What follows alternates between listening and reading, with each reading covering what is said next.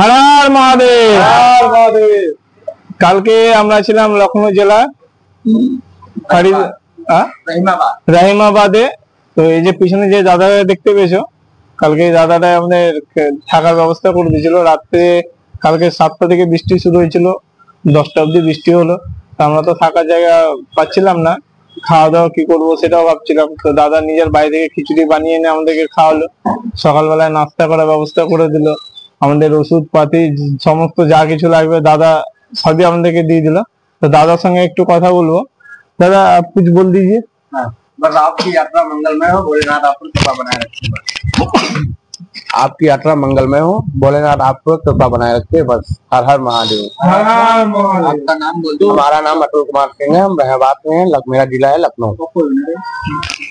আমাদের একটা দাদা আছে সে কাপড় দোকানে, তো দাদার নাম হচ্ছে গোপী। इसको तो ओम प्रकाश दादा আছে। তো দাদার সঙ্গে কিছু কথা বলবো। তো ক্যামেরাকে তুমি দিকে নিয়ে যাচ্ছি কাপড় দোকানে। तो दादा का কিছু सुने नहीं दादा। जय बोले। जब से भैया से मिले हमको बहुत अच्छा लगा है।